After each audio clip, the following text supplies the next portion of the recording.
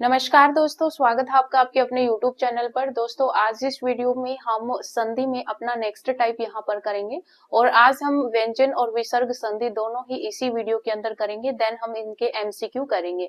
तो देखिए, सबसे पहले आपको यहाँ पर व्यंजन संधि की परिभाषा करनी है कि व्यंजन संधि क्या होती है। तो देखिए, इसकी परिभाषा क्या कहती है कि व्यंजन के बाद स्वर या व्यंजन के मेल से उत्पन्न विकार को व्यंजन संधि कहते हैं। यानी कि यहाँ पर पहले आपके पास व्यंजन आएगा, व्यंजन के बाद या तो आपको स्वर दिया हुआ होगा या फिर व्यंजन दिया हुआ होगा।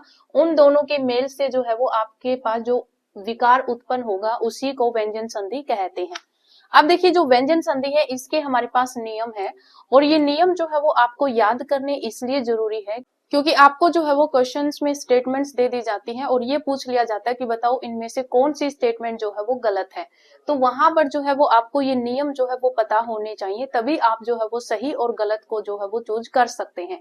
क्लियर है? तो देखिए, यहाँ पर फर्स्ट नियम क्या कहता है। फर्स्ट नियम है कि यदि अघोष वर्ण के आगे, अब मैंने आपको जो है वो जब वर्णमाला करवाई थी उसमें मैंने आपको घोष, सघोष और अघोष वर्ण जो है वो मैंने आपको करवाए थे। तो अघोष वर्ण क्या होते हैं? अघोष वर्ण के अंदर जो है वो आपके हर एक वर्ग का पहला और दूसरा वर्ण आता है। जैसे यहाँ पर क और ख हो गया, फिर च और छ हो गया। इस टाइप से आपके पास क वर्ग जो होता है उसका पहला दूसरा वर्ण, उसके बाद जो आपके पास च वर्ग होता है उसका पहला और दूसरा वर्ण। तो अघोष वर्ण में आपके पास जो है वो हर एक वर्ग का पहला और दूसरा वर्ण आता है और साथ में इनके जो है वो आपके पास आते हैं यहाँ पर स, श और ये पेट चीर वाला श। ठीक है, ये भी जो है वो आपके अघोष वर्ण के अंदर ही आते हैं। क्लियर है? उसके बाद है यहाँ पर जैसे घोष वर्ण। घोष वर्ण जो है इनको सघोष वर्ण भी कहते हैं, सघोष वर्ण। और जो सघोष वर्ण होता है ये आपके हर एक वर्ग का तीसरा, चौथा और पांचवा वर्ण होता है। साथ में आपके पास जो है वो यहाँ पर य, र, ल, व और सभी स्वर आते हैं, सभी स्वर। और इसमें जो है वो है भी आता है आपका। ठीक है, य, र, ल, व, ह, ये सारे आते हैं और हर एक वर्ग का तीसरा, चौथा, पांचवा वर्ण होता है और सभी स्वर जो है वो आपके सघोष या फिर घोष वर्ण में आते हैं। क्लियर है? तो देखिए, यहाँ पर नियम क्या बना कि यदि अघोष वर्ण के आगे घोष वर्ण आए तो अघोष वर्ण घोष वर्ण में परिवर्तित हो जाता है। यहाँ पर जो ये नियम है ये आपको याद रखना है। मैं आपको यहाँ पर एग्जाम्पल के थ्रू बताऊंगी कि किस तरीके से ये जो है वो चेंज होते हैं। जैसे यहाँ पर दिया हुआ है दिक्कान, तो देखिए यहाँ पर क्या है, यहाँ पर है आपके पास दिक्यान। तो देखिए यहाँ पर जो है वो आपके पास इसका संधि विच्छेद क्या बनेगा, इसका संधि विच्छेद बनेगा दिक, दिक प्लस में ज्ञान। ठीक है, अब देखिए यहाँ पर ये जो है वो आपके पास अघोष वर्ण हो गया क्योंकि हर एक वर्ग का पहला दूसरा जो है वो अघोष वर्ण आते हैं। तो यहाँ पर कै जो है ये आपका अघोष वर्ण हो गया। उसके बाद में आपके पास है यहाँ पर गे। तो देखिए गे जो है ये आपके पास जो गे होता है ये आपका जय प्लस ए के योग से बना हुआ होता है। ठीक है, तो यहाँ पर ये जो जय है ये आपके पास च, छ और जय यानी कि तीसरा वर्ण होता है। तीसरा वर्ण होता है तो ये आपका किस में आ जाएगा, ये आपका घोष वर्ण में आ जाएगा। क्लियर है? तो यहाँ पर अघोष वर्ण के आगे आपके पास क्या आ गया, घोष वर्ण आ गया। तो ये जो आपके पास अघोष वर्ण है ये किस में चेंज हो जाएगा, घोष वर्ण में चेंज हो जाएगा। और घोष वर्ण में चेंज होने के साथ साथ ये अपने वर्ग के तीसरे वर्ण में चेंज हो जाएगा। जैसे क, ख और ग, तो यहाँ पर क जो है ये आपका अपने ही वर्ग के तीसरे वर्ण में चेंज होगा, यानी कि ये क जो है ये ग में चेंज हो जाएगा। तो ये जो है वो आपका किस में चेंज हो गया, ग में। ये हाफ है तो आपका हाफ ही रहेगा, तो ये आपका दिक्यान हो जाएगा। क्लियर है? तो इस तरीके से जो है वो चेंज आता है। रूल में क्या था कि आपके पास अघोष वर्ण के आगे क्या होना चाहिए, घोष वर्ण होना चाहिए।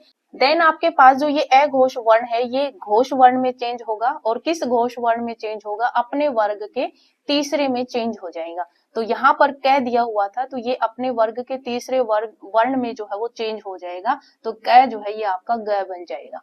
क्लियर है? तो यही जो है वो आपका रूल कहता है। अर्थार्थ में देखिए यहाँ पर इसकी परिभाषा क्या दी हुई है कि किसी वर्ग के प्रथम वर्ण के आगे यदि तीसरा वर्ण आ जाए, जैसे यहाँ पर प्रथम वर्ण है, प्रथम वर्ण जैसे यहाँ पर क ये आपका प्रथम वर्ण ही था और जो जय है ये आपका तीसरा वर्ण ही है। यही लिखा हुआ है कि यदि प्रथम वर्ण के आगे यदि तीसरा वर्ण आए तो प्रथम वर्ण अपने वर्ग के तीसरे अक्षर में बदल जाता है। तो ये जो क है ये अपने वर्ग के तीसरे अक्षर ग में यहाँ पर बदल गया, तो इस तरीके से इसमें परिवर्तन होता है। तो ये आपका रूल नंबर 1 है व्यंजन संधि का। क्लियर है। अब देखिए यहाँ पर जो एक पहचान भी दी हुई है कि इसमें दो घोष व्यंजन एक साथ आते हैं। जैसे यहाँ पर ग और ये ग, ये दोनों ही, ये जो है वो आपका क्या है, ये भी घोष वर्ण है और ये भी आपका घोष वर्ण है। तो इसमें पहचान दी हुई है कि अगर आपको सीधा पहचानना हो तो दो घोष व्यंजन जो है वो आपके एक साथ आते हैं। क्लियर है। ये द और ये जो आपके पास यहाँ पर यह, दोनों ही आपके क्या हैं, घोष व्यंजन है। मैंने आपको बताया आप घोष या सघोष बोल सकते हैं। य र ल व है जो होते हैं ये आपके सघोष में ही आते हैं। उसके बाद यहाँ पर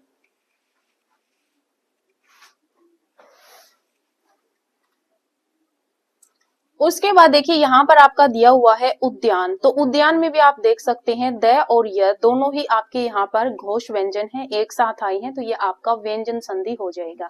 उसके बाद है आपके पास यहाँ पर सडानन। सडानन का जब आप यहाँ पर संधि विच्छेद करोगे तो आपका सट प्लस आनन होगा। और अगर हम वैसे बात करें तो ये जो ड और ये जो न है दोनों ही आपके क्या है, दोनों ही आपके यहाँ पर घोष व्यंजन है, तो ये आपका व्यंजन संधि में आ जाएगा। अगर सीधा ही आपसे पूछा जाएगा तो आप यहाँ पर पहचान पाएंगे कि ये जो है वो आपके पास क्या है, व्यंजन संधि है, क्योंकि इसमें व्यंजन संधि में पहचानना बहुत आसान होता है। स्वर संधि में थोड़े अलग अलग रूल होते हैं, लेकिन व्यंजन संधि को पहचानना बहुत आसान होता है। लेकिन सही गलत में अगर आपसे नियम दे दिए जाते हैं तो वहां पर आप सही गलत छांटने में गलती ना करें, इस वजह से आपको ये नियम जो है वो याद होने चाहिए। क्लियर है। उसके बाद देखिए यहाँ पर सेकंड नियम। तो देखिए यहाँ पर सेकंड नियम हमें दिया हुआ है। सेकंड नियम क्या कहता है कि यदि अघोष वर्ण के आगे, तो अघोष वर्ण अभी मैंने आपको बताई कौन से होते हैं, हर वर्ग का पहला दूसरा वर्ण और साथ में आपका यहाँ पर स, श और पेट चीर वाला श, ये जो है वो आपके अघोष वर्ण होते हैं।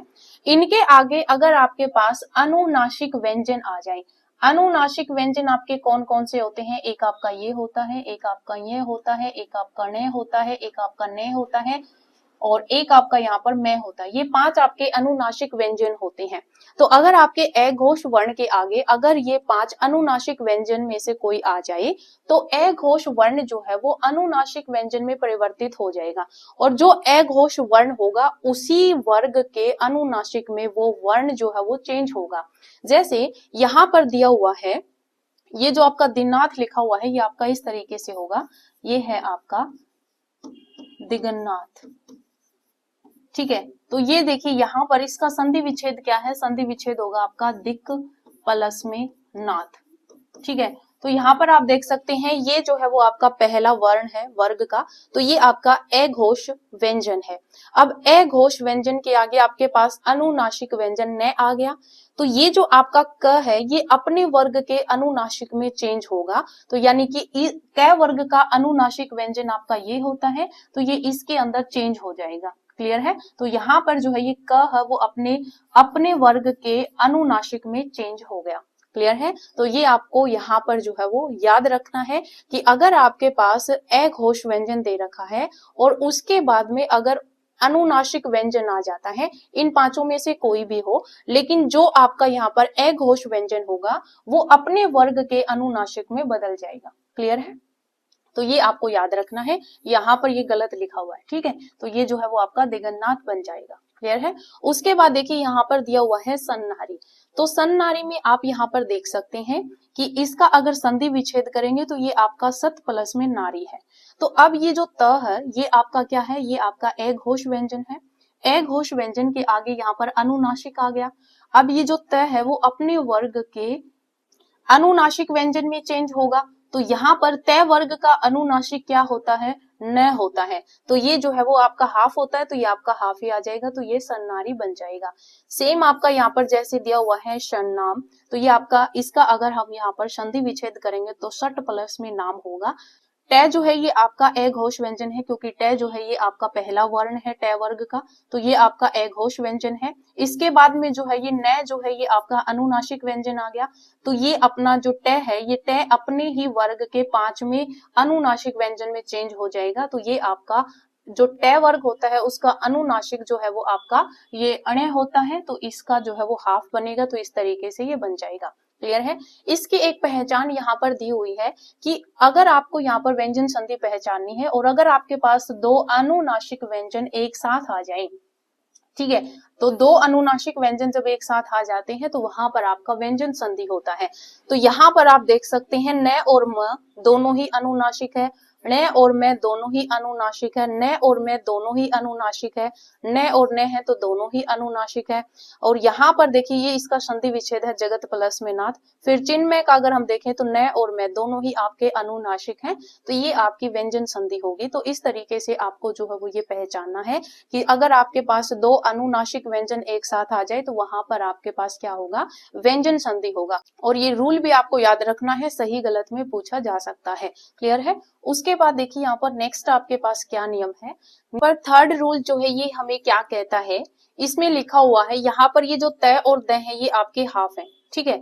तो यदि तय द के बाद च छ आई, यानी कि मैं यहाँ पर जो है वो आपको लिख के बता देती हूँ, अगर आपके पास त और द के बाद में, तय और द के बाद में अगर च और छ आ जाए, ठीक है, तय और द के बाद में अगर च और छ आ जाए तो यहाँ पर ये तय और जो द है ये आपके हाफ च में चेंज हो जाएंगे।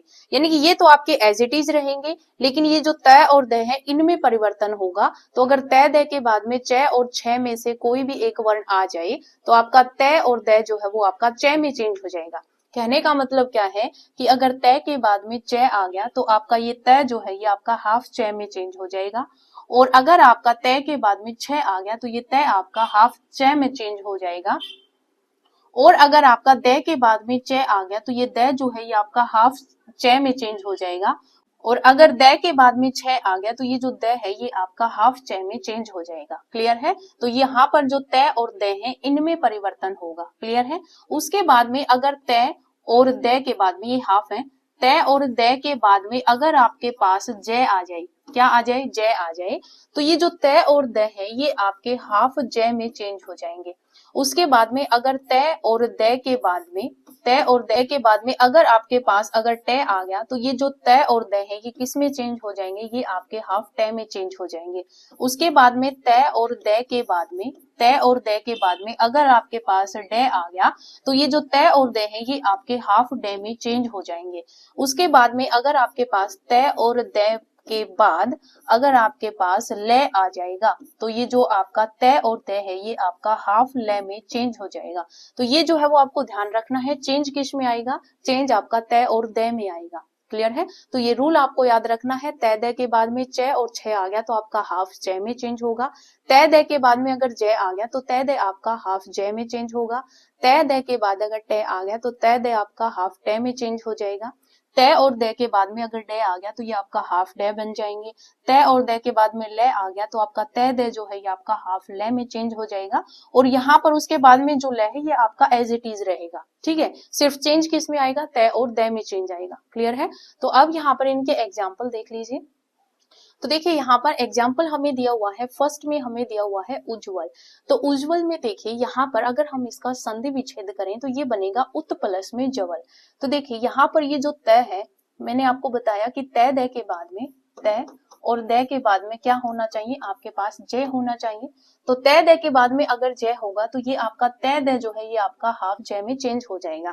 तो यहाँ पर हमें क्या दे रखा, तय दे रखा, तो ये आपका हाफ ज में चेंज होगा। तो यहाँ पर ऊ तो आपका एज इट इज आ जाएगा, ये तय आपका हाफ ज में बन जाएगा। और आगे भी आपका ज्वल हाफ ही दे रखा है तो ये आपका जो है वो ज हाफ ही आ जाएगा, वल ये आपका एज इट इज रहेगा। यानी कि तय द के बाद में जो वर्ण आपको गिवन होगा वो आपका एज इट इज रहेगा। क्लियर है। तो उज्ज्वल का उत प्लस में जवल होगा। तो यहाँ पर ये जो तय है ये आपका किस में बदल गया, हाफ ज में बदल गया। क्लियर है। उसके बाद में यहाँ पर सेकंड दे रखा हमें विपजाल। विपजाल का अगर हम यहाँ पर संधि विच्छेद करेंगे तो ये आपका बनेगा विपद प्लस में जाल। तो वही तय द के बाद में आपका ज आ गया तो द आपका हाफ ज में चेंज हो जाएगा। तो विप आपका एज इट इज आ जाएगा, द आपका हाफ ज में चेंज हो जाएगा और जाल आपका एज इट इज आ जाएगा। तो ये आपका विपजाल बन जाएगा। उसके बाद यहाँ पर दिया हुआ है तल्लीन। तो तत् प्लस में लीन। तो यहाँ पर तय के बाद में क्या आ गया, ल आ गया। तो तय के बाद ल आ गया तो ये जो त है ये आपका हाफ ल में चेंज हो जाएगा। तो ये तय आपका एज इट इज आ जाएगा। इस तय की जगह पर हाफ ले आ जाएगा और ये लीन आपका एज इट इज हो जाएगा, तो ये आपका तल्लीन बन जाएगा। इसी तरीके से यहाँ पर जो है ये सभी में आपका रूल जो है वो लगा हुआ है। तो इस रूल में आपके पास क्या होता है, व्यंजन संधि होता है और इस तरीके से इसमें परिवर्तन होता है। क्लियर है। उसके बाद देखिए यहाँ पर नेक्स्ट रूल देखिए आपके पास रूल नंबर 4 है। रूल नंबर 4 क्या कहता है ये देख लीजिए। इसमें दिया हुआ है कि यदि तय दय के बाद शय आए, तो तय दय के बाद क्या आई, शय आए, तो तय दय जो है ये आपका चय में और शय जो है ये आपका छय में परिवर्तित हो जाता है। यानी कि यहाँ पर जो है अब आपके दोनों में जो है वो चेंज होगा। अगर आपके पास तय और दय के बाद में शय आ जाए, तय और दय के बाद में क्या आ जाए, शय आ जाए, तो ये जो तय और दय है ये आपके चय में चेंज हो जाएंगे और जो शय है ये आपका छय में चेंज हो जाएगा। ठीक है, यानी कि दोनों में ही परिवर्तन होगा। तो तय और दय के बाद में अगर शय आ गया तो तय और दय आपका चय में चेंज होगा और शय जो है ये आपका छय में चेंज होगा। तो ये रूल आपको अच्छे तरीके से याद रखना है। उसके बाद में अगर तय और दय के बाद में है आ गया, तय और दय के बाद में अगर है आ गया, तो तय और दय जो है ये आपका हाफ दय में चेंज हो जाएंगे और है जो है ये आपका धय में चेंज हो जाएगा। क्लियर है। तो तय दय के बाद में शय आया तो तय दय आपका चय में चेंज होगा और जो शय है ये आपका छय में चेंज होगा। तय दय के बाद में अगर है आ गया तो तय दय आपका दय में चेंज होगा और जो है ये आपका धय में चेंज होगा। क्लियर है। तो ये आपको अच्छे तरीके से याद रखने हैं। जैसे यहाँ पर अगर हम एग्जाम्पल करें तो हमें फर्स्ट दिया हुआ है उद्धरण। तो उद्धरण में देखिए यहाँ पर अगर हम इसका संधि विच्छेद करें तो ये आपका बना उत प्लस में हरण। तो यहाँ पर तय के बाद में आपके पास क्या आ गया, है आ गया। तो ये तय आपका किस में चेंज होगा, तय आपका यहाँ पर हाफ दय में चेंज होगा। तो ये आपका उ आपका एज इट इज आ गया, तय आपका धय में चेंज हो गया। और फिर है आपका किस में होगा, है आपका धय में चेंज होगा, हमने अभी पढ़ा। तो है आपका यहाँ पर धय में चेंज हो गया और फिर रण आपका एज इट इज आ गया। तो ये आपका उद्धरण बन गया। क्लियर है। उसके बाद में दिया हुआ है पद्धति। तो पद्धति का यहाँ पर संधि विच्छेद देखिए आपके पास क्या है, पत प्लस में हति। तो देखिए तय आपका तय और दय जब आपके पास है तो ये किस में चेंज होंगे, आपके हाफ दय में चेंज होंगे। तो ये आपका हाफ दय में चेंज हो गया और तय और दय के बाद में आपके पास है आया है तो है आपका धय में चेंज होगा। तो ये आपका धय में चेंज हो गया है और ये ती आपका एज इट इज आ गया। तो ये आपका पद्धति बन गया। क्लियर है। सेम आपका यहाँ पर उद्धृत में है, सेम आपका यहाँ पर उच्छ्वास में है। यहाँ पर आप देख लीजिए 6 वाला है। तो देखिए यहाँ पर हमें दिया हुआ है उच्छ्वास्त्र। तो देखिए उच्छ्वास्त्र में देखिए यहाँ पर अगर हम इसका संधि विच्छेद करें तो आपके पास क्या बना, सत प्लस में शास्त्र। तो देखिए त जो है ये आपका किस में चेंज होगा, तय और अगर दय हो तो वो आपका चय में चेंज होगा। तो यहाँ पर हाफ चय में चेंज होगा तो ये आपका आधा चय आ गया। शय आपका छह में चेंज होगा तो ये आपका छह हो गया। और फिर आ की मात्रा है तो इसमें आ की मात्रा लग जाएगी और स्त्र जो है ये आपका लास्ट में लग जाएगा। तो का सत प्लस में शास्त्र जो है ये आपका सच्छास्त्र बन जाएगा। क्लियर है। सेम आपका यहाँ पर नेक्स्ट जो है यही रूल जो है वो आपका लगा हुआ है। आपको बस इतना याद रखना है कि तय दय के बाद में अगर शय आएगा तो तय दय आपका चय में चेंज होगा और शय आपका छह में चेंज होगा। तय दय के बाद में अगर है आ गया तो तय दय आपका दय में और है आपका धय में चेंज होगा। तो ये रूल आपको अच्छे तरीके से याद रखना है। क्लियर है। उसके बाद देखिए यहाँ पर नेक्स्ट जो है वो हमारे पास रूल नंबर 5 है। तो देखिए रूल नंबर 5 हमें क्या कहता है कि यदि ह्रस्व स्वर के आगे, ह्रस्व स्वर कौन कौन से होते हैं ये भी मैंने आपको वर्णमाला के टॉपिक में पढ़ाया था। ए ई उ री जो होते हैं ये आपके पास ह्रस्व स्वर होते हैं। ठीक है। तो यही कह रहा है कि आपके पास जो ह्रस्व स्वर है उनके आगे अगर छह आ जाए तो छह के पूर्व जो है वो आपके हाफ च का आगमन हो जाता है। यानी कि अगर ह्रस्व स्वर आपको दे रखे हैं ए ई उ री और इनके बाद में अगर छह आ जाए तो ये जो छह है उससे पूर्व जो है वो च का आगमन हो जाता है। क्लियर है। यहाँ पर सूत्र भी जो है वो लिखा हुआ है कि अ ई उ री प्लस छह इक्वल्स टू में च। इसका मतलब यहाँ पर ये जो सूत्र लिखा हुआ है यहाँ पर च का जो है वो क्या होगा, आगमन होगा। यानी कि च जो है वो छह से पहले आ जाएगा। क्लियर है। जैसे यहाँ पर लिखा हुआ है इच्छा, तो इच्छा का अगर हम यहाँ पर संधि विच्छेद करें तो ई प्लस में छा बना है। तो यहाँ पर ई जो है ये आपका ह्रस्व स्वर है और उसके बाद में जो है वो आपका छह आया है तो यहाँ पर च का जो है वो आगमन हो जाएगा। तो ई आपका एज इट इज आ जाएगा, हाफ च का आगमन हो गया और छा एज इट इज आ गया। तो ये आपका इच्छा बन गया। उसके बाद में दिया हुआ है अनुच्छेद। तो यहाँ पर उ आ गया क्योंकि न में उ की मात्रा है तो यहाँ पर उ प्लस में आपके पास छह आ गया। तो इन दोनों के बीच में च का जो है वो आगमन हो जाएगा। तो अनु प्लस में छेद तो ये आपका अनुच्छेद हो जाएगा। क्लियर है। उसके बाद में दिया हुआ हैत्रु छाया, तोत्रु प्लस में छाया, तो इन दोनों के बीच में च का आगमन हो जाएगा। तो इस तरीके से ये रूल जो है वो आपका लगता है। तो अगर आपके पास ह्रस्व स्वर है, उसके बाद में अगर छ आ गया तो उनके बीच में च का जो है वो आगमन हो जाएगा। क्लियर है। उसके बाद देखिए यहाँ पर नेक्स्ट क्या है, नेक्स्ट रूल नंबर 6 है। तो देखिए रूल नंबर 6 हमें क्या कहता है कि यदि ई उ ए स्वर के बाद, तो ये आपको जो स्वर यहाँ पर दे रखे हैं ये आपको याद रखना है। ये तीनों ही जो स्वर हैं ये आपके छोटे रूप में है। तो ई उ ए स्वर के बाद अगर से आ जाए, क्या आ जाए, से आ जाए, तो से जो है ये आपका पेट चीर वाला जो श है उसमें बदल जाएगा। क्लियर है। ये आपका से किस में चेंज हो जाएगा, आपका श में चेंज हो जाएगा। ये पेट चीर वाला जो श है इसके अंदर जो है ये आपका से चेंज हो जाएगा। सूत्र यहाँ पर लिखा भी हुआ है कि ई उ ए प्लस से इक्वल्स टू में श। ठीक है, तो ये आपको याद रखना है। जैसे यहाँ पर दिया हुआ है अभिषेक, तो अभिषेक में अगर हम इसका संधि विच्छेद करेंगे तो अभी प्लस में सेक, तो यहाँ पर आपके पास ये ई आया है, ई के बाद में यहाँ पर से आया है, तो ये किस में बन जाएगा, ये आपका पेट चीर वाले से में बन जाएगा। और यहाँ पर से के ऊपर ए की मात्रा है, तो ये आपका ए की मात्रा एज इट इज आ जाएगा, तो ये आपका अभिषेक बन जाएगा। उसके बाद है नी प्लस में सेचन, तो ये जो से है ये आपका श में चेंज हो जाएगा, तो ये निषेचन बन जाएगा।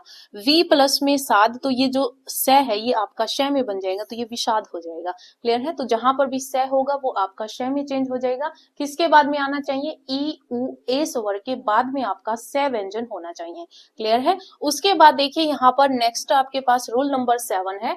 रूल नंबर 7 क्या कहता है, देखिए कि यदि श के बाद त थ न आए, यहाँ पर श के बाद है, तो अगर श के बाद त थ न आए तो ये कर्मशः ट ठ न में परिवर्तित हो जाते हैं।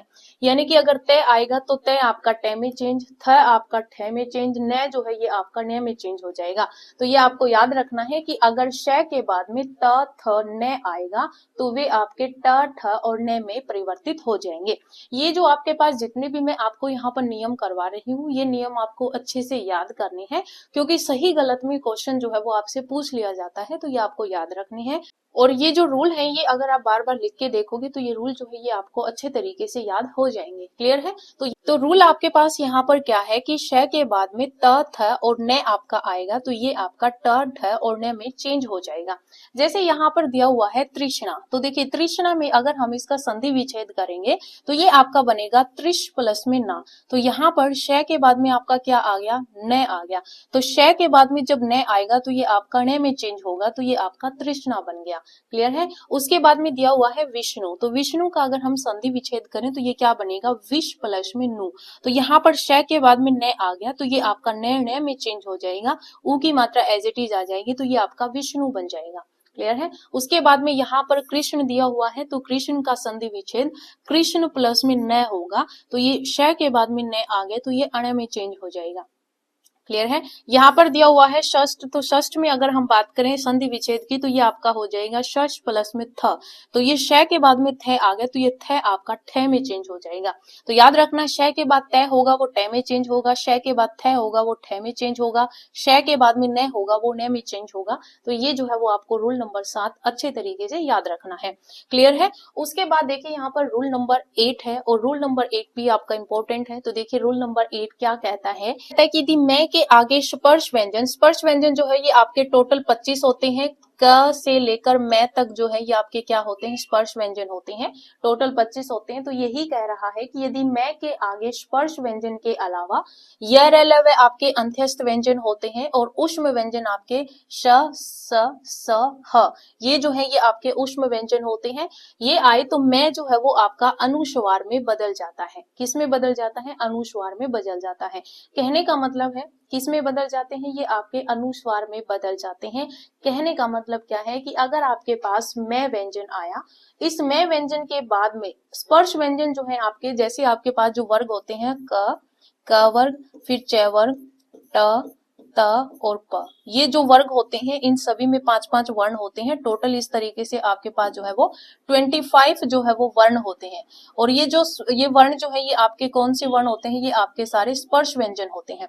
तो ये कह रहा है कि मैं के बाद में जो है वो इन 25 वर्णों के अलावा अगर अंत्यस्थ व्यंजन यानी कि य र ल व या उष्म व्यंजन श श, स, ह।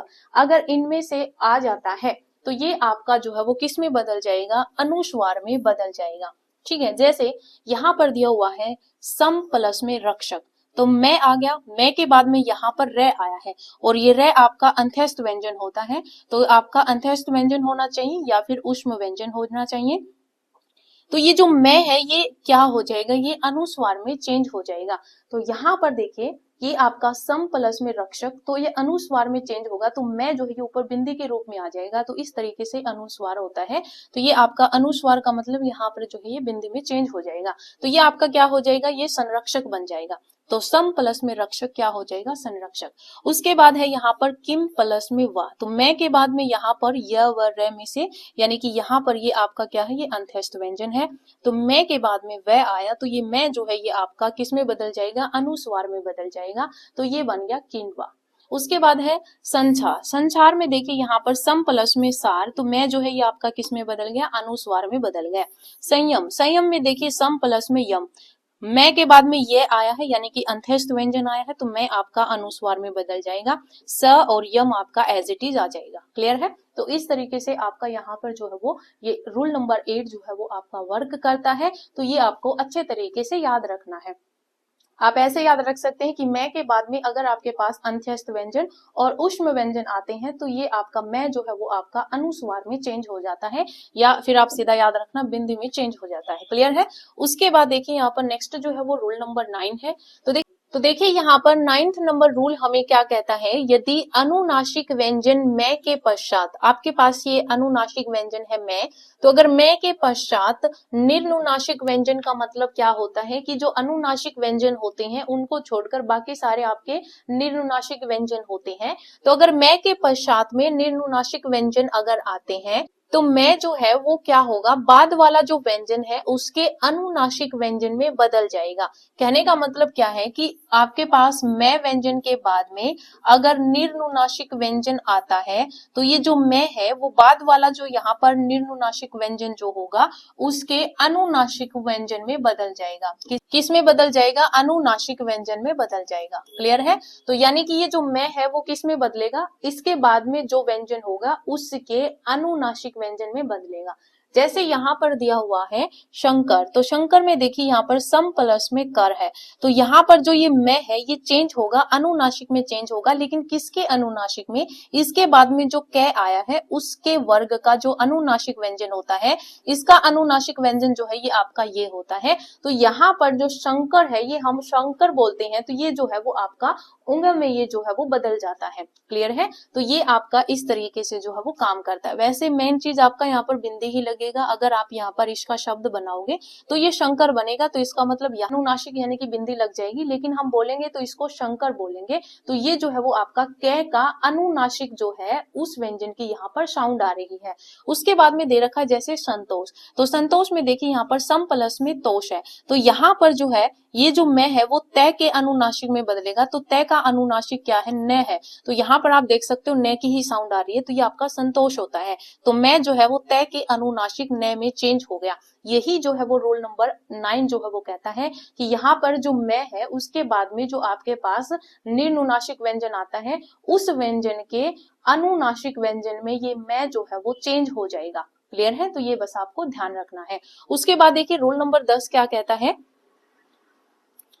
रूल नंबर 10 में हमें दिया हुआ है कि यदि मैं के बाद में स्वर आए, मैं के बाद में क्या होना चाहिए, मैं के बाद में आपके पास कोई भी स्वर होना चाहिए, तो मैं जो है वो मैं में ही रहता है, यानी कि मैं में कोई भी चेंज नहीं होगा। अगर मैं के बाद में स्वर दे रखा है तो मैं का मैं ही रहता है। जैसे यहाँ पर जो है वो सूत्र लिखा हुआ है मैं प्लस में स्वर इक्वल्स टू मैं, यानी कि मैं के बाद अगर स्वर आएगा तो वो आपका मैं में ही रहता है। जैसे यहाँ पर दिया हुआ है समाचार, तो सम प्लस में आचार, तो मैं के बाद में यहाँ पर स्वर आ गया, तो ये आपका मैं के साथ जो है वो मैं ही होगा, और आ की जो है वो मात्रा लग जाएगी मैं को, तो ये समाचार बन जाएगा।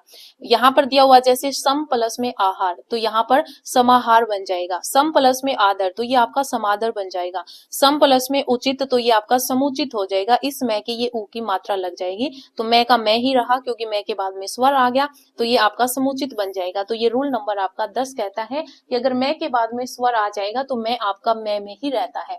क्लियर है। उसके बाद देखिए यहाँ पर रूल नंबर 11 है, और ये जो है वो आपका रूल नंबर 11 आपका लास्ट रूल नंबर है जो कि व्यंजन संधि में आज हम करेंगे। तो देखिए यहाँ पर रूल नंबर 11 क्या कहता है कि सम उपसर्ग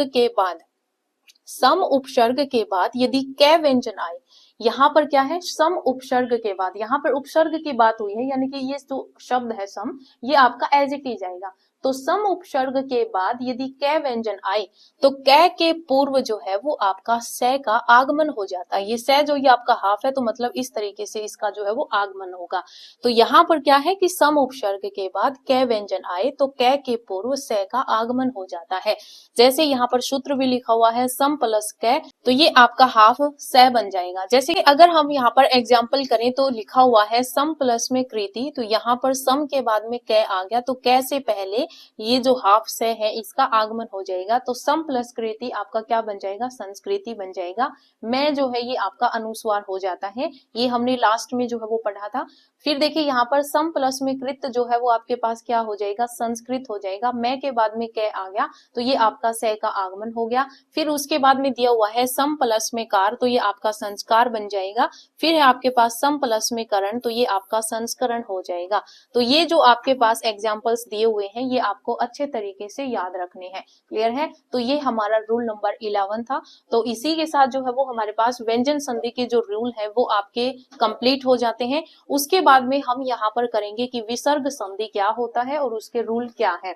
तो देखिए नेक्स्ट जो है यहाँ पर हमारे पास आ गया विसर्ग संधि। तो देखिए विसर्ग संधि की परिभाषा क्या कहती है कि विसर्ग का स्वर या व्यंजन के मेल से जो विकार उत्पन्न होता है, यानी कि यहाँ पर विसर्ग के बाद स्वर या व्यंजन का जो मेल होता है उससे जो विकार उत्पन्न होता है उसी को हम क्या कहते हैं, विसर्ग संधि कहते हैं।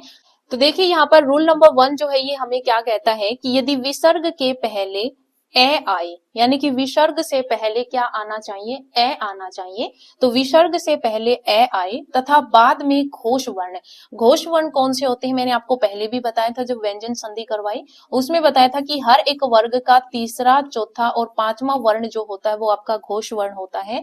इनके साथ में जो अंत्यस्थ व्यंजन होते हैं य, र, ल और व, ये भी आपके घोष में आते हैं। और इनके साथ जो है वो आपका है भी जो है वो आपका घोष में आता है। और सभी जो स्वर होते हैं वो भी आपके किस में आते हैं, सभी स्वर भी आपके घोष व्यंजन में आते हैं। लेकिन सभी स्वरों में इन्होंने जो है वो अ, उ, ए को जो है वो हटा दिया है, यानी कि घोष वर्ण में इन 4 स्वरों को छोड़कर बाकी सभी की यहाँ पर बात कही गई है कि अगर आपके पास विसर्ग से पहले ए आए तथा बाद में घोष वर्ण और घोष वर्णों में अ, उ और ए को छोड़कर यहाँ पर बात कही गई है, बाकी इनमें से जो है वो कोई भी आपका यहाँ पर वर्ण हो, तो यहाँ पर यही है कि विसर्ग से पहले ए आए और बाद में घोष वर्ण आए, तो ए और जो विसर्ग है, ए और जो विसर्ग है वो आपके ओ में परिवर्तित हो जाते हैं, इसमें परिवर्तित हो जाते हैं, ओ में परिवर्तित हो जाते हैं। क्या है रूल कि अगर आपके पास विसर्ग दे रखा है, उस विसर्ग से पहले अगर आपके पास क्या आ जाए, ए आ जाए और बाद में आपका घोष वर्ण आ जाए और घोष वर्ण में ये जो 4 वर्ण है इनको छोड़कर बात कही गई है, तो विसर्ग से पहले ए बाद में घोष वर्ण, तो वो आपका ओ में बन जाता है। क्या बनेगा यहाँ पर, ए और विसर्ग जो है ये आपके ओ में बनेंगे। क्लियर है? जैसे यहाँ पर एग्जाम्पल दिया हुआ है यश प्लस में गान, तो यहाँ पर देखिए विसर्ग से पहले श के अंदर जो है वो ए है, तो विसर्ग से पहले ए आ गया और बाद में जो है क्योंकि हर एक वर्ग का तीसरा, चौथा, पांचवा, तो ग जो है ये आपका तीसरा वर्ण होता है, तो अ प्लस में ग, यानी विसर्ग से पहले ए आ गया और बाद में आपके पास घोष वर्ण आ गया, तो ये जो है वो आपका किस में बदल जाएगा, ओ में बदल जाएगा। किस में बदल जाएगा, ओ में। तो यहाँ पर श पर जो है वो ओ की मात्रा लग जाएगी, तो ये आपका यशोगान बन जाएगा। क्लियर है? उसके बाद में दिया हुआ है अधः प्लस में भाग, तो इसमें आपके पास ए और विसर्ग आ गया, प्लस में जो है वो आपके पास भय आ गया, तो ये जो भय है ये आपका चौथा वर्ण होता है, तो चौथा वर्ण है ये आपका जो है वो किस में आ जाएगा, घोष वर्ण में आ जाएगा। तो ये आपका जो है वो किस में बन जाएगा, ये आपका ओ में परिवर्तित होगा। किस में परिवर्तित होगा, ओ में परिवर्तित होगा। तो ये जो ध है इसमें ओ की मात्रा लग जाएगी, तो अधो और भाग आपका एज इट इज आ जाएगा, तो ये आपका अधो भाग बन जाएगा।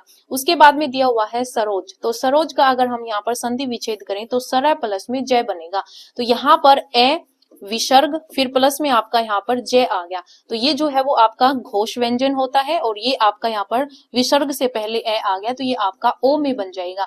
तो यहाँ पर रे में जो है वो ओ की मात्रा लग जाएगी, तो ये सरो बन गया, और जय आपका एज इट इज आ गया, तो ये सरोज हो गया। क्लियर है? तो ये आपको ध्यान रखना है। सूत्र यहाँ पर लिखा भी हुआ है कि विसर्ग से पहले ए प्लस में घोष वर्ण होना चाहिए, और घोष वर्ण में इन 4 वर्णों को छोड़कर बात कही गई है, तो घोष वर्ण होगा तो वो आपका ओ में परिवर्तित हो जाएगा। क्लियर है? तो ये रूल नंबर 1 था आपका विसर्ग संधि में। उसके बाद देखिए यहाँ पर रूल नंबर 2 हमें क्या कहता है। रूल नंबर 2 देखिए क्या कह रखा है कि यदि विसर्ग के पूर्व ए हो, यानी विसर्ग से पहले क्या हो, ए हो, और बाद में भी ए हो, तो ए और विसर्ग का ओ हो जाता है तथा बाद वाले ए का लोप हो जाता है।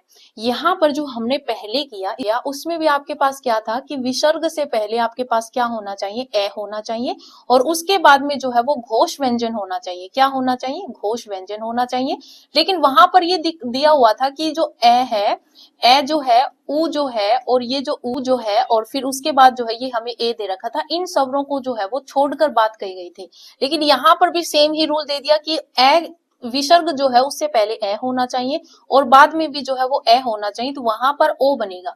रूल तो यहाँ पर दोनों में ही सेम हो गया, लेकिन इसमें जो है वो बाद वाले जो घोष वर्ण है उनके लिए कुछ भी नहीं कहा गया था। लेकिन यहाँ पर ये कहा गया है कि जो बाद वाला ए है, जो बाद वाला ए है उसका लोप हो जाएगा। क्या हो जाएगा? लोप हो जाएगा, यानी कि वो जो है वो वहां पर हम नहीं लिखेंगे, वो कट हो जाएगा। जैसे यहाँ पर दिया हुआ है मनः प्लस में अनुकूल, तो ये देखिए आपके पास विसर्ग से पहले आपके पास ए है, क्योंकि न के अंदर ए है, तो विसर्ग से पहले ए है, और बाद में आपका यहाँ पर क्या हो गया, ए हो गया, तो यहाँ पर ओ बनेगा। क्या बनेगा? ओ बनेगा। लेकिन ये जो बाद वाला ए है इसका लोप हो जाएगा, यानी कि ये जो है वो हम यहाँ पर अब नहीं लिखेंगे। यानी कि जब हम इस संधि विच्छेद को एक शब्द में लिखेंगे, संधि जब इसकी बनाएंगे, तो यहाँ पर हम ए को नहीं लिखेंगे। तो ये आपके पास न जो है इसमें ओ की मात्रा लग जाएगी, ए का लोप हो जाएगा, ए हट जाएगा, फिर आपके पास ये जो नुकुल है ये लग जाएगा, तो मनो और नुकुल, तो ये आपका मनोनुकूल हो जाएगा। क्लियर है? तो यहाँ पर ए का जो है वो लोप होता है, ये आपको ध्यान रखना है।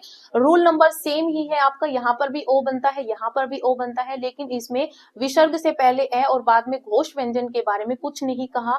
यहाँ पर जो है वो ए के बारे में कहा है कि यहाँ पर जो है वो ए का लोप हो जाएगा। क्लियर है? तो ये आपका रूल नंबर 2 था। उसके बाद देखिए यहाँ पर रूल नंबर 3 हमें क्या कहता है कि यदि विसर्ग के पूर्व यानी कि विसर्ग से पहले ई उ आए तथा बाद में च छ और श व्यंजन आए, तो विसर्ग श में परिवर्तित हो जाता है। यानी कि जो विसर्ग होगा वो किस में परिवर्तित हो जाएगा? श में परिवर्तित हो जाएगा। यानी कि यहाँ पर ई उ में कोई चेंज नहीं आएगा, च छ श में कोई चेंज नहीं आएगा। ये विसर्ग हटकर जो है वो आपके पास हाफ श जो है ये बन जाएगा। जैसे एग्जाम्पल दे रखा है कि नी प्लस में चय, तो यहाँ पर देखिए नी आपका एज इट इज आ जाएगा। ये जो विसर्ग है ये आपका हाफ श में चेंज हो गया, और चय का चय आ गया, तो ये आपका निश्चय बन गया। तो ये आपको ध्यान रखना है कि अगर विसर्ग से पूर्व ई और उ हो, तो यहाँ पर जो है वो विसर्ग से पहले क्या दिया हुआ है? ई दिया हुआ है, उसके बाद में यहाँ पर चय आया है, तो ई विसर्ग से पहले ई बाद में च है, तो ये आपका हाफ श में चेंज हो जाएगा, और चेंज क्या होगा? विसर्ग चेंज होगा। तो यहाँ पर नी एज इट इज आ जाएगा, विसर्ग की जगह पर ये श आ जाएगा आधा, तो ये आपका कंप्लीट निश्चय बन जाएगा। उसके बाद में यहाँ पर नी प्लस में छल, तो यहाँ पर देखिए विसर्ग से पहले ई आ गया, प्लस में यहाँ पर बाद में छ आ गया, तो ये जो विसर्ग है ये आपका हाफ श में चेंज हो जाएगा, तो ये आपका निश्चल बन जाएगा। क्लियर है? तो ये जो है वो आपका रूल नंबर 3 है, जो कि आपको अच्छे तरीके से याद रखना है। क्लियर है? उसके बाद देखिए यहाँ पर नेक्स्ट रूल नंबर आपका 4 है, ये क्या कहता है? तो देखिए यहाँ पर रूल नंबर 4 क्या कहता है कि यदि विसर्ग के पूर्व यानी कि विसर्ग से पहले ई उ आए तथा बाद में त थ और स आए, यानी कि ई उ विसर्ग से पहले क्या हो? ई उ हो, और बाद में जो है वो त थ और श हो। लास्ट में क्या था? लास्ट में आपके पास जो है वो च छ और श था। अब आपके पास त थ और स है। विसर्ग से पहले सेम ही आपके पास स्वर है ई और उ। तो यहाँ पर क्या है? विसर्ग से पहले क्या होगा? ई और उ होगा, बाद में त थ और स होगा। ये आपका यहाँ पर हाफ स में चेंज हो जाएगा। जैसे यहाँ पर दिया हुआ है नी प्लस में संग, तो यहाँ पर विसर्ग से पहले ई है, बाद में आपका यहाँ पर स है, तो ये आपका हाफ हाफ से में चेंज हो जाएगा। और चेंज क्या होगा, चेंज आपका यहाँ पर विसर्ग होगा, तो ये आपका निशंग हो जाएगा। फिर आपका नि प्लस में तेज, तो ये निस्तेज हो जाएगा। फिर आपका यहाँ पर जैसे दु प्लस में तर है, तो यहाँ पर विसर्ग से पहले जो है वो आपके पास ऊ आ गया। क्या आ गया, ऊ आ गया, क्योंकि यहाँ पर द के ऊ की मात्रा लगी है, तो विसर्ग से पहले ऊ आ गया, प्लस में यहाँ पर तय आ गया, तो ये आपका जो है वो हाफ से में चेंज हो जाएगा, बाकी एज इट इज आ जाएगा। चेंज आपका सिर्फ विसर्ग में आएगा। नी प्लस में संदेह, तो ये आपका निसंदेह हो जाएगा। नी प्लस में संतान, तो ये आपका निसंतान हो जाएगा। क्लियर है। तो इस तरीके से जो है वो यहाँ पर चेंजेस आते हैं। अब देखिए यहाँ पर ये जो रूल है इसमें कुछ अपवाद भी है, ये अपवाद आपको एज इट इज याद रखने हैं। नमस्ते, तो नमस्ते में देखिए यहाँ पर क्या बनेगा, नमः प्लस में ते, तो यहाँ पर देखिए इसमें क्या आया है, विसर्ग से पहले आपका ए आया है, बाद में आपके पास यहाँ पर जो है वो तय आया है। ठीक है, तो हमने पढ़ा था कि विसर्ग से पहले ए और बाद में अगर आपके पास कोई भी निर्नुनासिक व्यंजन आता है तो वो आपका ओ में परिवर्तित होता है। ठीक है, लेकिन यहाँ पर जो है वो आपका ये रूल नहीं लगा, तो इस वजह से ये अपवाद हो जाते हैं। तो यहाँ पर जो है वो आपके पास हाफ से का ही आगमन हुआ है, तो ये रूल जो है वो आपका नहीं लगा है। यहाँ पर भी ये रूल हमने पढ़ा था, लेकिन वो रूल भी आपका यहाँ पर नहीं लगा। और हमने यहाँ पर विसर्ग से पहले ई और ऊ आए और बाद में त से आए, विसर्ग के बाद में जो है वो हाफ से आता है, तो ये रूल भी नहीं लगा, तो ये अपवाद हो गए। तो ये आपको एज इट इज याद रखने होंगे कि नमस्ते का किस तरीके से संधि विच्छेद होगा, नमः प्लस में ते, पुरस्कार का पूर्व प्लस में कार, भास्कर का भा प्लस में कर, नमस्कार का नमः प्लस में कार, भास्पति का भा प्लस में पति। तो ये जो है वो आपको एज इट इज याद रखने होंगे। क्लियर है। उसके बाद देखिए यहाँ पर नेक्स्ट रूल हमें क्या कहता है, नेक्स्ट रूल जो है ये हमारे पास रूल नंबर 5 है, और रूल नंबर 5 हमें क्या कहता है ये देख लीजिए। ये कह रहा है कि यदि विसर्ग के पूर्व ई ऊ हो, यानी कि विसर्ग से पहले क्या हो, विसर्ग से पहले ई और ऊ हो, और बाद में जो है वो आपका क ट ठ प और फ, क ट ठ प और फ हो, तो यहाँ पर जो ये विसर्ग है वो आपका किस में बदल जाएगा, पेट चीर वाला श में बदल जाएगा। क्लियर है। तो यहाँ पर जैसे दिया हुआ है आपके पास विसर्ग से पहले क्या आ गया, ऊ आ गया, उसके बाद में यहाँ पर क आ गया, का यहाँ पर जो है वो पेट चीर वाला श में बदल जाएगा। क्लियर है। तो दु प्लस में कर ये आपका दुष्कर हो जाएगा, दु प्लस में फल ये आपका दुष्फल हो जाएगा, धनु प्लस में टंकार तो ये आपका धनुष टंकार हो जाएगा, नी प्लस में पाप तो निष्पाप हो जाएगा। तो ये रूल आपको याद रखना है कि अगर विसर्ग से पहले ई और ऊ आ जाए और बाद में क ट ठ प और फ आ जाए, तो ये जो विसर्ग है ये आपका श में चेंज हो जाएगा। क्लियर है। नेक्स्ट देखिए, तो देखिए यहाँ पर नेक्स्ट जो है वो आपके पास रूल नंबर 6 है, और रूल नंबर 6 हमें क्या कहता है कि यदि विसर्ग के पहले स्वर हो, यानी कि विसर्ग से पहले क्या होना चाहिए, स्वर होना चाहिए, और स्वरों में ए और आ स्वर को छोड़कर यहाँ पर कहा गया है। तो विसर्ग से पहले स्वर हो और बाद में घोष वर्ण हो, तो घोष वर्ण में आपके पास हर वर्ग का तीसरा चौथा पांचवा य र ल व और है, साथ में आपके सभी स्वर, साथ में क्या होते हैं, सभी स्वर होते हैं। तो जो विसर्ग होगा वो रे में परिवर्तित हो जाएगा। विसर्ग किस में चेंज हो जाएगा, विसर्ग आपका रे में परिवर्तित हो जाएगा।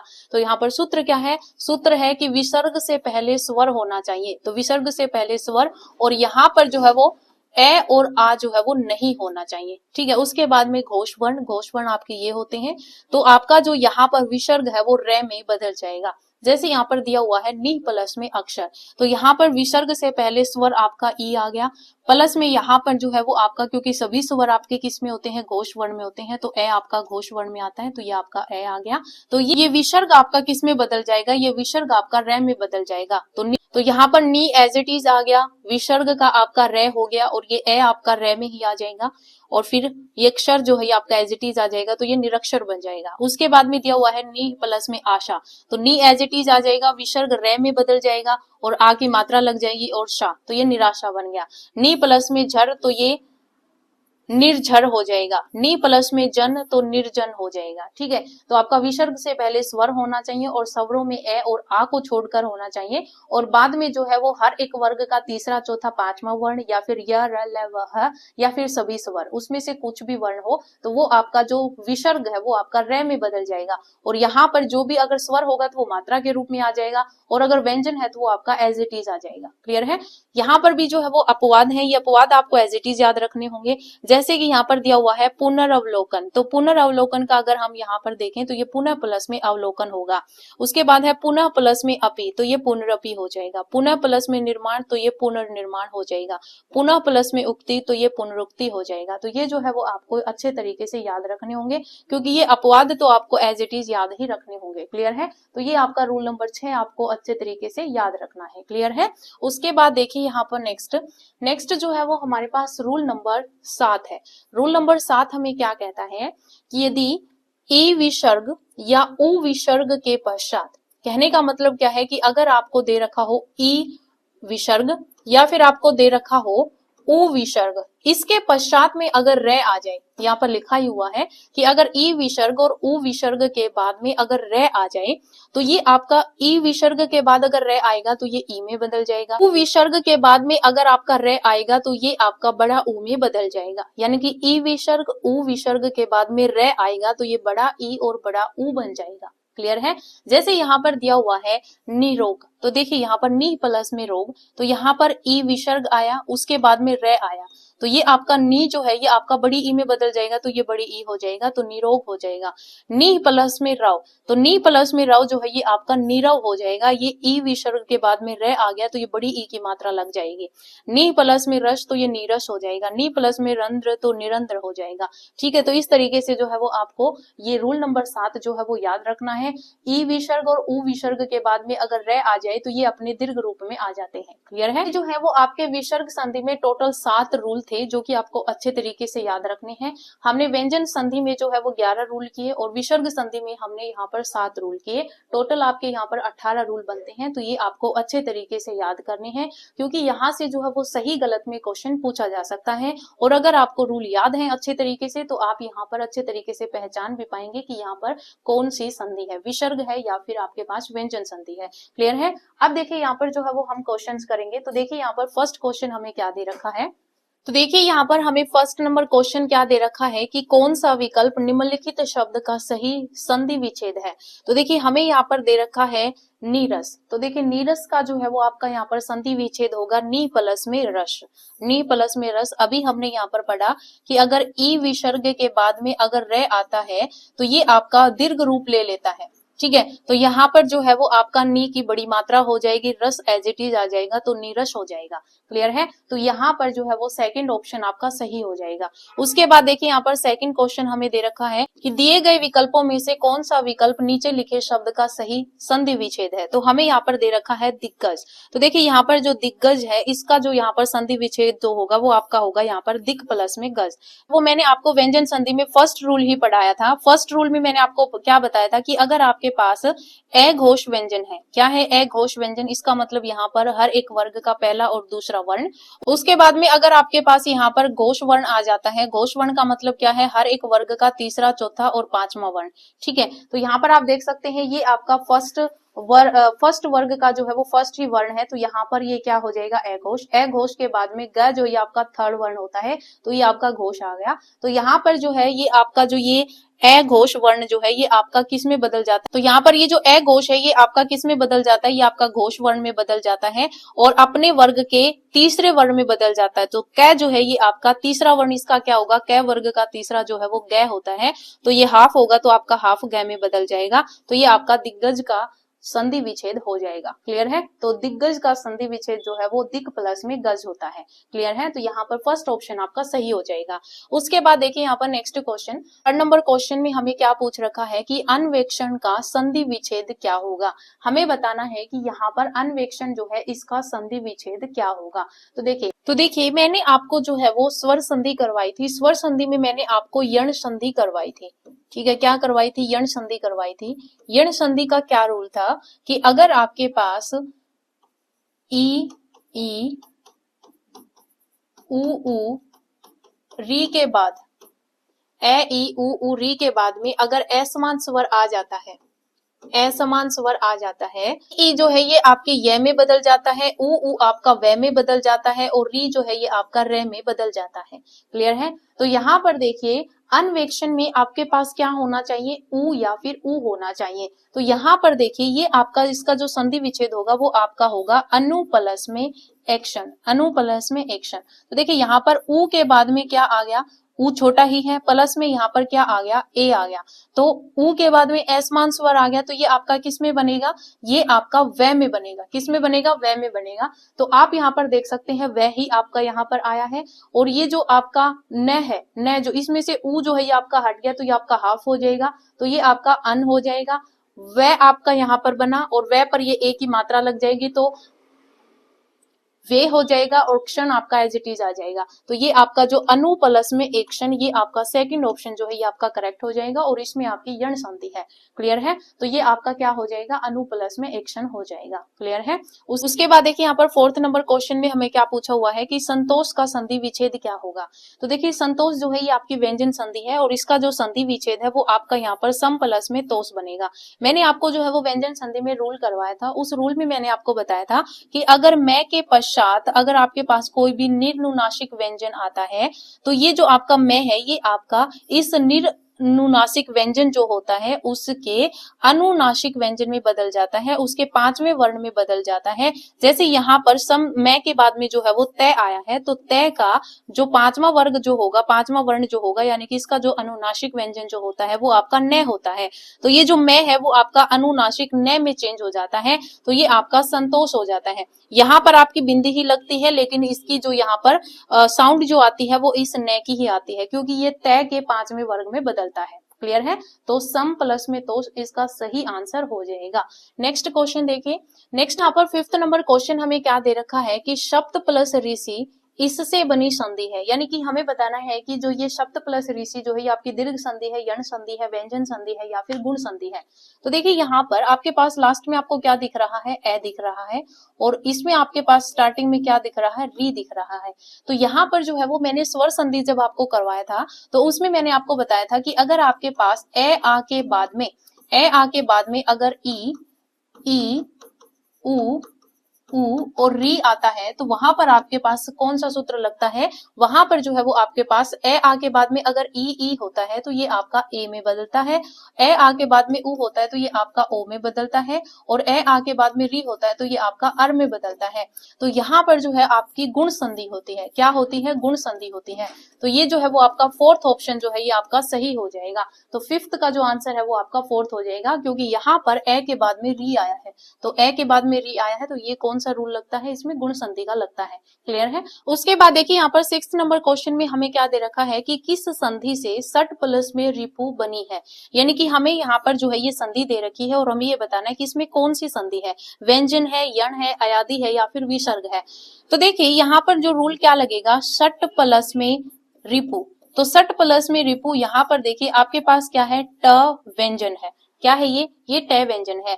तो ट के बाद में आपके पास यहाँ पर है वो आपके पास क्या आया है, ई आया है, यहाँ पर क्या है, ई है। तो आपके पास ये जो है वो मैंने आपको करवाया था कि अगर आपके पास कि अघोष व्यंजन के बाद अगर आपके पास अघोष व्यंजन आता है तो वहां पर जो है वो आपके पास व्यंजन संधि का रूल बनता है। तो ये जो है वो यहाँ पर सीधा ही पूछा हुआ है, तो यहाँ पर आपके पास व्यंजन संधि हो जाएगा। ठीक है। उसके बाद देखिए यहाँ पर नेक्स्ट जो है वो हमारे पास क्वेश्चन नंबर 7 है। इसमें हमें दे रखा है कि ऋग्वेद का संधि विच्छेद क्या होगा। तो ऋग्वेद का जो संधि विच्छेद होगा वो आपके पास ऋग प्लस में वेद होगा। ठीक है। जो क है ये आपके पास क्या है, क आपका अघोष व्यंजन है, उसके बाद में ये जो है ये आपका घोष व्यंजन है। तो अघोष के बाद में जो है वो आपके पास घोष आया है, तो ये अघोष आपका घोष व्यंजन में बनेगा और अपने वर्ग के तीसरे में चेंज हो जाएगा, तो क आपका ग में चेंज हो जाएगा, तो ये आपका ऋग्वेद बन जाएगा। तो ये आपका सेकंड ऑप्शन जो है वो सही हो जाएगा। उसके बाद देखिए यहाँ पर नेक्स्ट क्वेश्चन जो है इसमें हमें दे रखा है कि निष्कपट शब्द का संधि विच्छेद क्या है। तो निष्कपट का हमें बताना है। तो निष्कपट का देखिए यहाँ पर क्या होगा, तो ये आपका होगा नी प्लस में कपट। क्या होगा, नी प्लस में कपट। क्यों, मैंने आपको यहाँ पर जो है वो विसर्ग संधि में करवाया था कि अगर आपके पास विसर्ग से पहले ई या ऊ आता है और उसके बाद में अगर क आता है तो ये जो है वो पेट चीर वाले श में चेंज हो जाता है। तो यहाँ पर नी आपका एज इट इज आ जाएगा, विसर्ग आपका पेट चीर वाले श में चेंज हो जाएगा, तो ये आपका हाफ श हो जाएगा, और कपट एज इट इज आ जाएगा, तो ये आपका निष्कपट हो जाएगा। क्लियर है। तो ये आपका फर्स्ट ऑप्शन सही हो जाएगा। उसके बाद देखिए यहाँ पर 9th नंबर क्वेश्चन हमें क्या दे रखा है। तो देखिए यहाँ पर 9th नंबर क्वेश्चन में हमें दे रखा है कि विद्यार्थी में कौन सी संधि है। तो विद्यार्थी आपको पता है ये आपका विद्या प्लस में अर्थी बनता है। तो आपको पता है यहाँ पर जो है वो आपके पास क्या हो गया, यहाँ पर देखिए आ प्लस में ए, तो यहाँ पर दीर्घ रूप ही लेता है, ये आपका आ ही बनता है, तो ये आपकी दीर्घ संधि होती है। तो यहाँ पर जो है वो आपका फर्स्ट ऑप्शन सही हो जाएगा। उसके बाद देखिए यहाँ पर 10th नंबर क्वेश्चन में हमें दे रखा है कि विद्यालय, विद्यालय शब्द में कौन सी संधि है। तो विद्यालय में भी आपके पास जो है वो स्वर संधि होती है, और अगर वैसे पूछ लिया जाए स्वर संधि में कौन सा टाइप है, तो ये आपका विद्या प्लस में आल है। तो यहाँ पर आ प्लस आ के योग से आपका यहाँ पर आ ही बनता है, तो ये आपका क्या बन जाएगा, दीर्घ संधि इसमें होती है। तो यहाँ पर स्वर संधि दिया हुआ है, तो यहाँ पर आपका फर्स्ट ऑप्शन जो है वो सही हो जाएगा। तो विद्यालय में आपकी स्वर संधि होती है। तो ये जो है वो हमारे 10 क्वेश्चंस थे। लास्ट वीडियो में हमने जो है वो स्वर संधि की, आज हमने यहाँ पर व्यंजन संधि, विसर्ग संधि, और फिर हमने यहाँ पर एमसीक्यू किए। तो अगर आज की वीडियो आपको पसंद आई हो तो वीडियो को लाइक शेयर जरूर करना। आज इस वीडियो में इतना ही, मिलते हैं नई वीडियो के साथ। धन्यवाद।